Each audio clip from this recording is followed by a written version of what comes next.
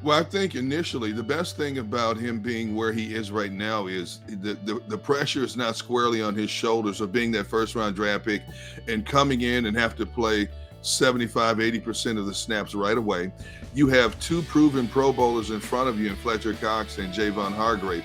Who better to learn from? The guys who have been through the trench wars time and time again and have played at a high level.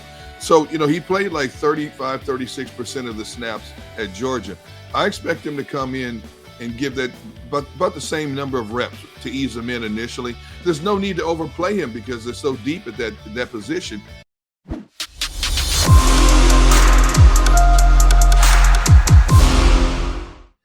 We got another follically challenged guy joining the show. Damn, we're good looking, considering we have no hair. That would be one Derrick Gunn from our very own Sports Take Show and longtime Eagle opinion generator and reporter. D Gunn, we haven't talked in a bit. How you been? Hey, first of all, I don't know what you're talking about. My natural curls flow in the wind. I don't know what you're talking about. Secondly, we haven't talked because you've been neglecting me. You have everybody else on the show but me, but I understand that. My feelings are not hurt. Man. You're a busy guy. It's okay. It's okay. Jeff, you got Jeff up in the house tonight. See, I understand why. When you have a Jeff Kerr in the house, D Gunn is like, it's like Jeff Kerr, D Gunn down here. I get this. No. I will always bow to you, D Gunn. I'm sorry. You are the GOAT. He's busting my balls. Man. But how you guys okay. doing today, man? A quickie aside. Yesterday I was doing the show for WIP from Camp Live. A guy who does not have the follicle problems we have, and thank goodness that's the case. Jordan Davis came into our broadcasting vehicle. I don't know how he got in because the doors on the trailer that we were in were like yo wide. He had to turn sideways to get in, and then we got a low-hanging ceiling. Oh, he hit his head on the ceiling. That was a foregone conclusion, but he's got a lot of the dreads up there, so he didn't do any damage. If we had gotten him hurt, I would have been killed by Eagle fans. But yeah, you talk about a guy with good hair. That's Jordan Davis, and he's going to be really good for the Eagles. When you've been to practice, seen him, you're getting a lot of pub because he's just such a large human being and as physical an athlete as he is. How big a contribution is this guy going to make right out of the gate, D-Gun? Well, I think initially the best thing about him being where he is right now is the pressure is not squarely on his shoulders of being that first round draft pick and coming in and have to play 75-80% of the snaps right away. You have two proven Pro Bowlers in front of you in Fletcher Cox and Javon Hargrave. Who better to learn from? The guys who have been through the trench wars time and time again and have played at a high level. So, he played like 36% of the snaps at Georgia. I expect him to come in and give that about the same number of reps to ease him in initially. There's no need to overplay him because they're so deep at that position. And of course, we don't even talk about Milton Williams a lot, but we should because of the season he had last year as well. So you got a nice 4-man rotation there. So, all those guys should be a lot fresher in the latter stages of a game. But I would say right around 36% of the snaps for him. And, considering what we saw the other day of him going one-on-one with Cam Jurgens, and, no knock against Cam Jurgens because Cam Jurgens is going to be a solid offensive lineman. But it looked like a freight train going up against a standard car, because the car could not move the freight train off the track. It just kept going back and back. No matter how much it tried to hit the brakes and hold its own, that freight train was not going to be stopped. He is going to be a load to deal with for opposing offensive lines this season.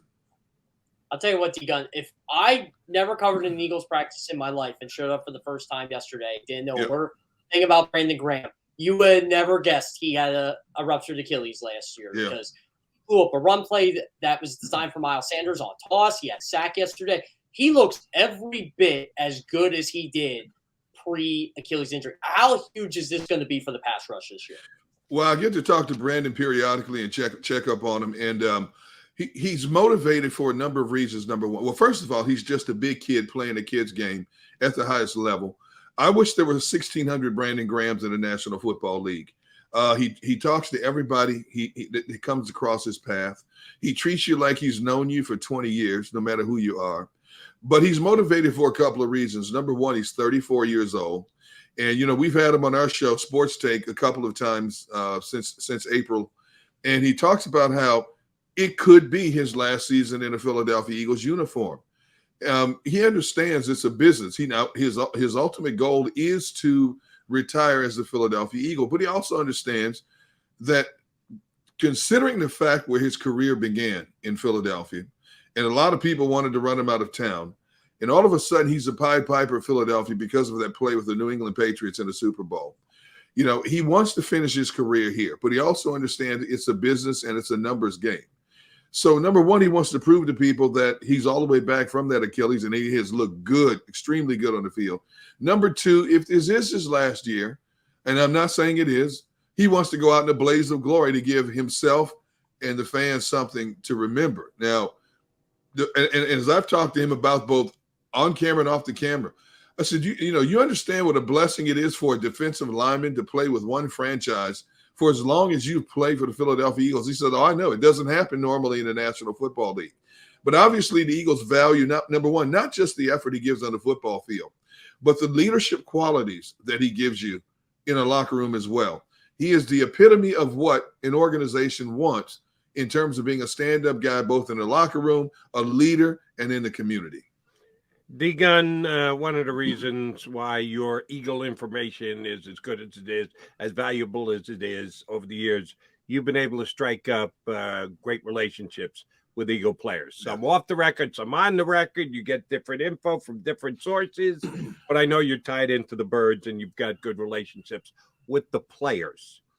Hey, they're better than the Detroit Lions because nobody's quit this year. The Lions have had 4 guys quit since the middle of the season. Walk away and say, thank you, no. So we know the Eagles are already better than that.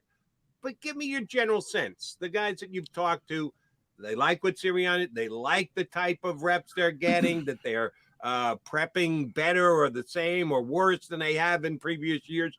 What's the feeling from the players that you've had a chance to talk to as how camp's going this year? Well, we being old school guys, we're so used to 2.5 hour head knocking practices at this point of the season.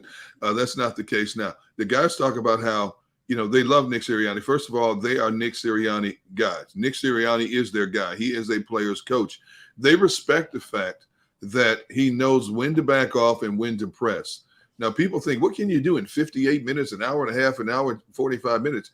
They're getting their work in. There's nobody standing around. They're getting their work in, and the fact that they get their work in and they're getting off the field, they're recovering, whatever the case may be, they're doing the recovery, says a lot about where this team is. Go back to last year, prior to last year even, before Nick Sirianni got here. After that Super Bowl year, this team was decimated by injuries a couple of years in a row. Now, Nick Sirianni took the same approach last year, and this team went through a season relatively unscathed, and so obviously whatever he's doing is working for him.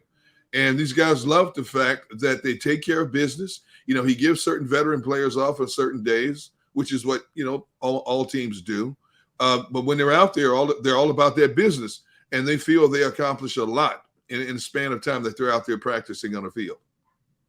Yeah, D-Gun, I'll second this too. Yesterday in the heat, they practiced for an hour and a half. And I'll tell you what, at the end, I was watching A.J. Brown. I was watching Miles Sanders. Yeah. They were getting their drinks in. They were tired. He was working them. It kind of did feel like that 2.5 hour practice. And it just seems like you said, Nick has that formula for how hard he can push these guys. And I think that kind of equates to the lack of soft tissue injuries we've been seeing. Well, it's funny because those type of injuries have been up across the board in the National Football League for the last 7-8 years because of a reduction in practice. That's what some of the studies say. And you look at the volume of ACL injuries and the Achilles injuries that have gone up over the last years. And basically, people I've talked to, ex-players and people like that, say it takes the body X amount of time for the body to get hard and get ready for a football season. You need those head knocks to get ready for a football season. And Nick Sirianni's way of doing things is showing such is not the case. Now, they may come out of the gate a little bit more sluggish than you want to see them, instead of being this crisp entity on both sides of the football. But it doesn't take 4, 5, 6 games for them to get to where they need to go in terms of being mentally and physically tougher. So you can't argue against what Nick has done. His players are on the field more so than in the tub and on IR.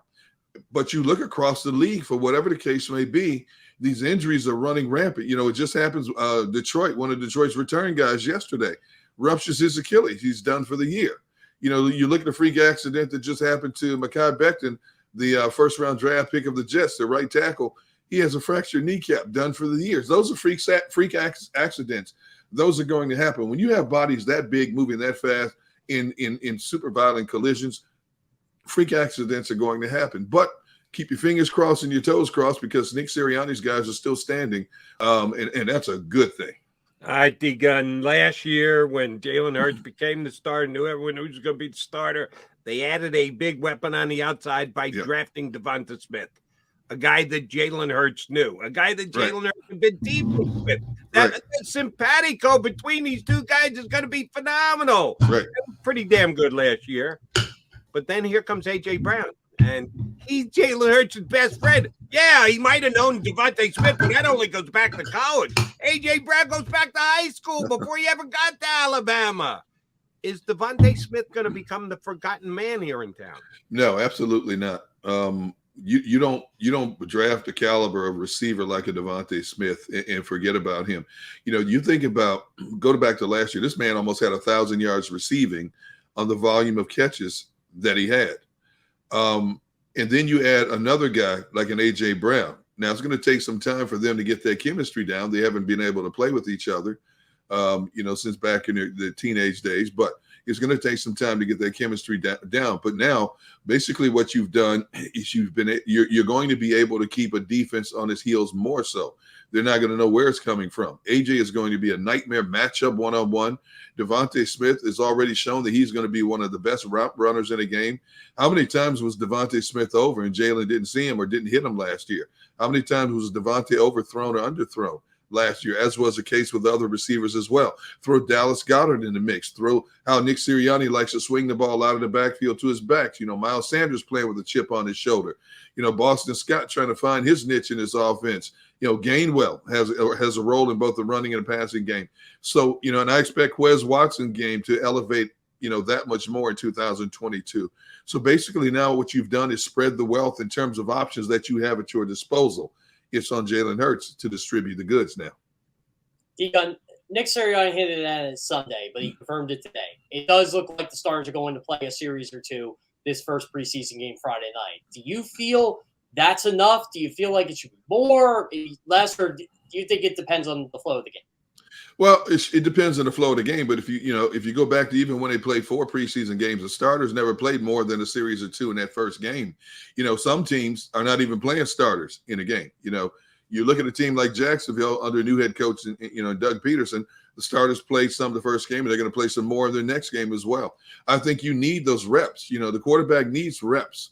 He's a second year into this offense now. I'm sure the playbook has been a little bit more expansive for him now in terms of what Nick Sirianni is going to ask him to do in this offense. I would assume up to this point that Sirianni has streamlined that offense to play that much more towards Jalen Hurts' strengths. Get that timing down with A.J. Brown. And whatever it is, a short passing game, the quick pop passing game, whatever the case may be.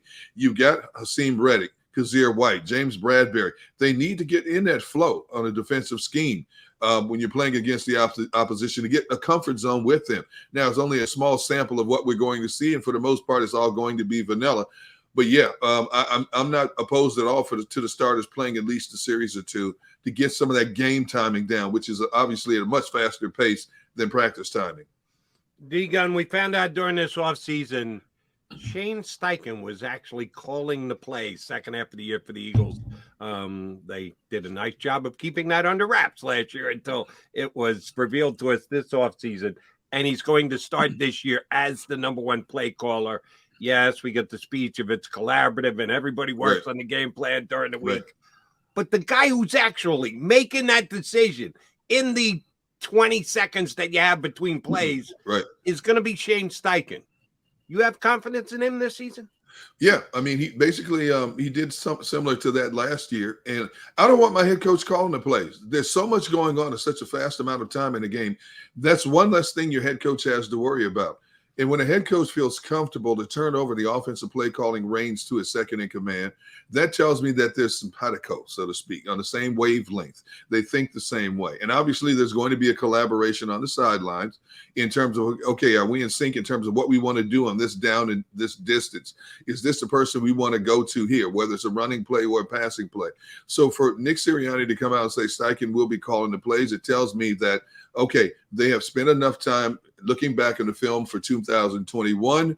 They have spent enough time together during the offseason leading up to where we are now, looking at the film in the NovaCare complex, to that they're in sync in terms of how they want this offense structured, how they want it to flow, how they want to attack the opposition.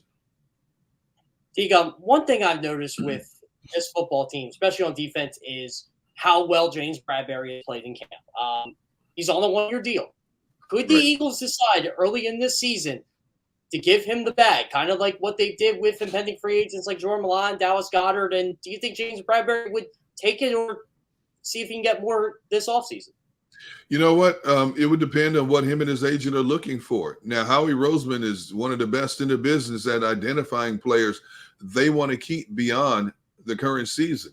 And, everything you hear about Bradberry is he's having an outstanding camp. And if Howie Roseman feels that he is what we need opposite of Darius Slay moving forward, the Eagles, like every other team, are already looking at the salary cap for next year, even though they don't know a definitive number in terms of what that cap number is going to be.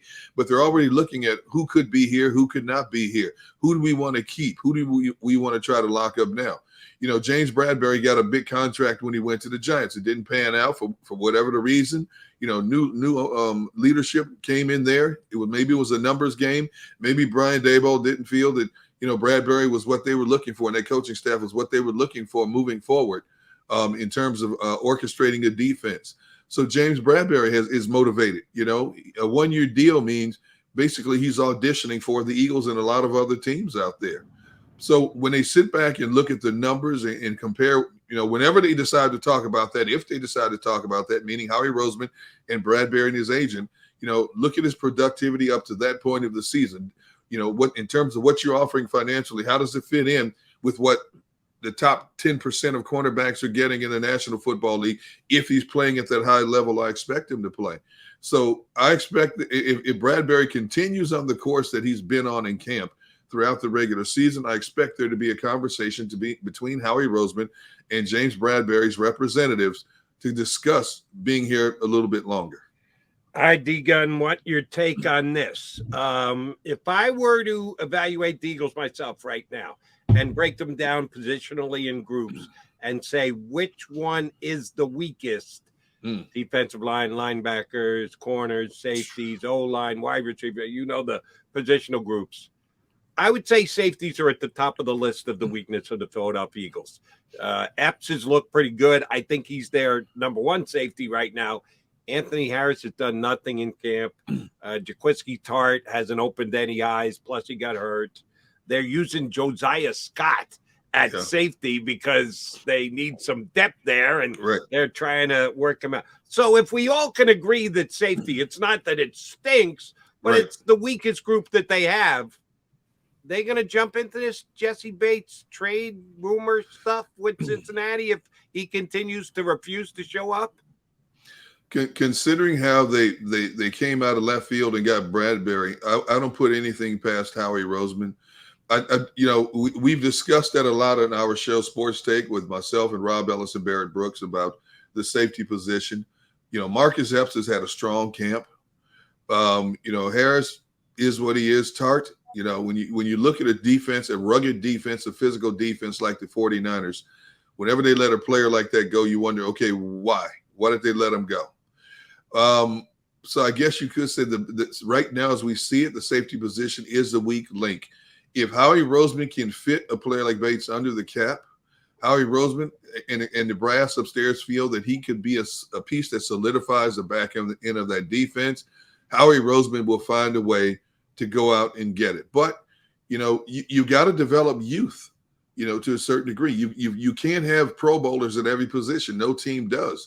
And with every team trying to get younger, right. but Bates is youth compared to I know he is. I know the two guys that they got playing back there now. I get that, but where's he stand salary cap wise? You have to look at the salary cap numbers. Can he fit them in? They don't have a whole lot of cap space available. What is Bates looking for in terms of numbers? What would you have to delete from the equation if you wanted to go out and get a Bates?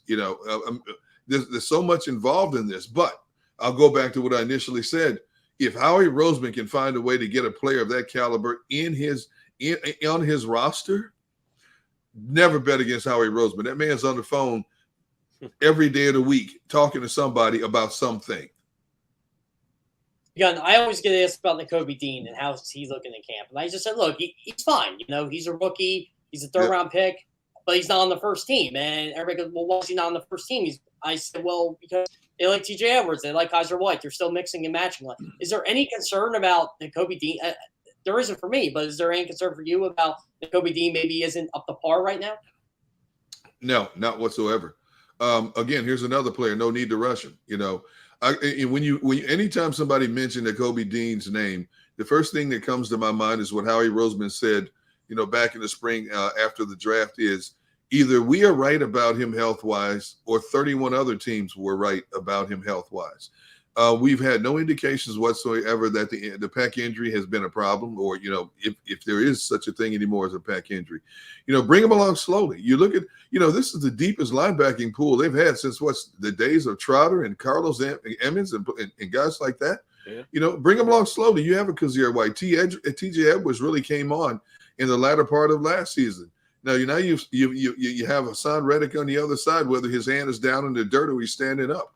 There's no need to rush him right now. Find his niche. What are his strengths and what are his weaknesses? We know he was an attacking linebacker at Georgia. He was a guy that moved around. He'd find the seam, the weak link in the armor, and he would attack. Made a lot of quarterbacks uncomfortable with his speed and athleticism. I'm still waiting to see how they're going to utilize him. Maybe he's the best kept secret, so to speak, on the team right now that's not going to be unveiled really until it counts. But I expect us to see a little bit of Nakobe Dean on Friday night. How much he's going to play remains to be seen.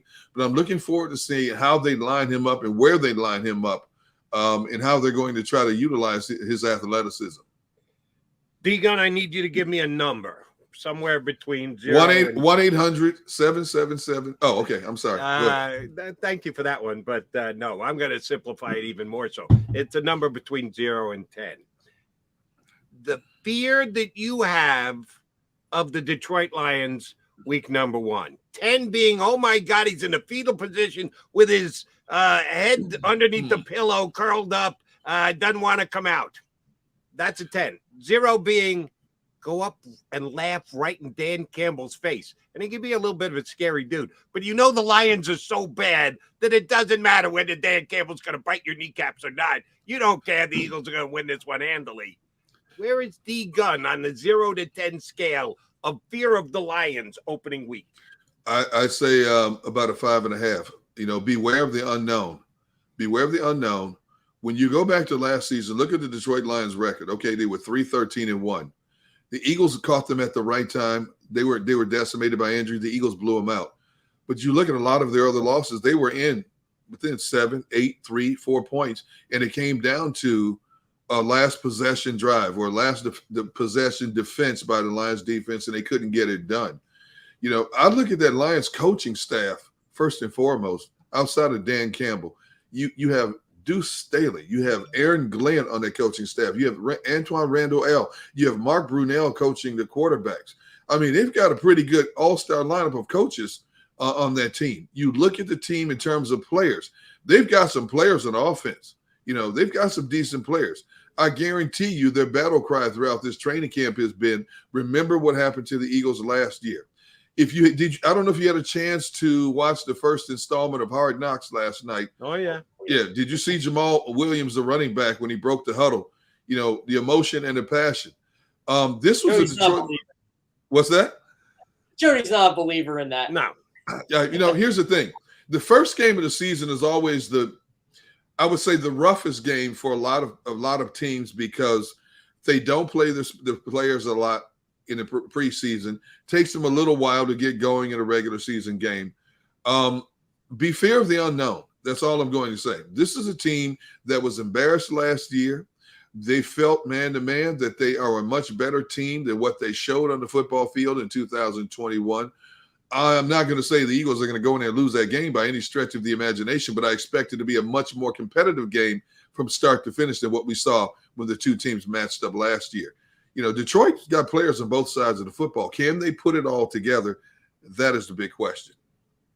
D-Gun, this is a kind of a nice segue here because we mentioned Lions coaches. Well, our old buddy Honey Buns is their offensive line coach, Hank Fraley. Hank Fraley, yes. And there was a time when Hank Fraley was a player to watch in the preseason. And yes, remember when Bubba Miller went down? Hank Fraley took the job and never gave it up. So never gave it back. Yep. Yep. And I got to give one of our streamers credit because he asked us this and we haven't gotten to it yet. But who do you want to watch Friday night for the Eagles in the preseason? Anybody you're looking at? Players I want to see in the preseason on Friday night. I want to see Jordan Davis. You know, I want to see what Jordan Davis looks like. I don't think we're going to get a decent enough sample size in the passing game to see what the A.J. Brown, Jalen Hurts connection looks like. I want to see Bradbury and Slay play, how they complement each other. I want to see just how much a Marcus Epps has improved. We talk about Marcus Epps going sideline to sideline. He's got great speed. The anticipation is much better than it was last year. I want to see how much he has improved in a game situation. And for the first series of two, I want to see that starting offensive line just fire off the football. You know, they are arguably the best offensive line in the National Football League. I want to see how they wall off people so the running backs can run through some holes. You know, I can go to so many different positions, but those are just a few of the things that I want to see. I want to see how Hassan Reddick lines up.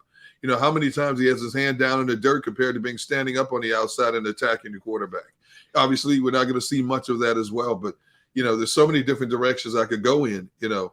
But that's just a small sample in terms of players I'm looking for. I want to see this kid Covey, you know, if he gets a chance to return. I want to see what he's like.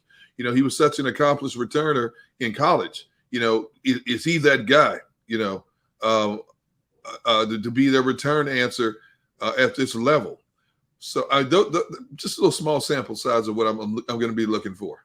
As much as you want to see James Bradbury and Slay on the outside, get ready for Tay Gowan and Terry Vincent because they're going to get a hell of a lot more snaps than the Eagles' starting corners are. I'm with you, D-Gun, but we're not getting that against the Jets. But we got to see these. We got to see these young guys as well because these are the guys that are going to make up the backup roles on this team. You know, from this list of unknowns are going to be the backups. And for the next 3 games, I want to see exactly what they have or do not have. Does it make you feel comfortable about what they have if one of the frontline players should fall by the wayside due to injury? So, we're going to see a big, like you said, Jody, big sample of all 3 preseason games of a bunch of guys we may not know right now, but we may have to get to know along the way. All right, even though D-Gun called me out at the start of his appearance here for not getting him on often enough, I still appreciate his opinion, and I want to see if he agrees with me on this. I'll feel better about it if I do.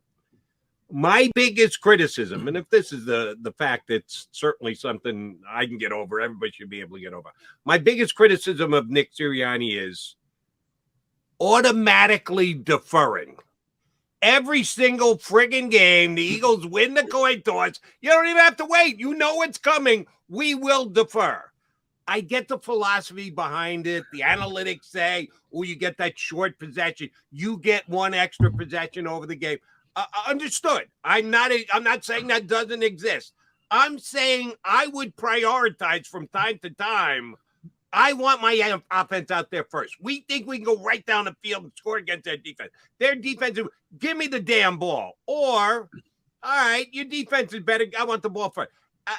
I don't think they ever even contemplate the actual matchup and the team that they're playing. As soon as the coin flip goes up, we win, we defer, we'll play defense first. It just annoys the snot out of me.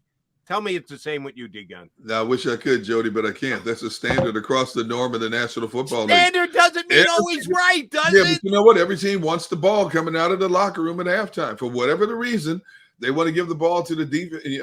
They want to get the defense on the field first, give the ball to the offense, start the second half. I have no problem with that. I do. Teams that are successful, it's worked well for them. It worked well for Nick Sirianni. If that's the least of my concerns, I can put that one in the coffin chest and bury it. I don't need the ball coming out of the gate, especially if you have a pretty good defense like we think this Eagles defense has. They're going to get the ball soon enough. So I don't need them out on the field initially. You know who took the ball first? You know who took the ball first last year? Who? In a game against the Eagles? Who? Tampa Bay Buccaneers. They won the coin flip. They said, give me the ball. You know what they did? Marched it right down the field and scored. Isn't that a nice way to start a game? That's the Tampa Bay Buccaneers, but it's not the norm across the league, Jody. Not raising a quarterback. I know. Jody, I just want to put this to rest right now. The ultimate dream for teams is to get the ball right before halftime score and then get the ball right after halftime because they defer. I know. The analytics of it all. I'm sorry. Yeah. Sorry, Jody, you're outvoted. Sorry. I know. I get the same thing from McMullen. It goes so far as to on Sunday afternoons, he's at the games. I'm here. I got to watch all the games. I go on CBS Sports Radio.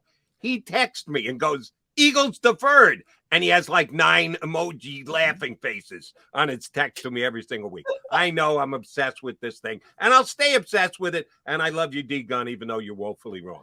I apologize, my brother. D-Gun, thank you much, bud. Have a good show this afternoon. Tell both Barrett and Rob we said hello. Thanks for jumping in with us. Will do, man. You guys have a great day. Thanks for having me on. That is...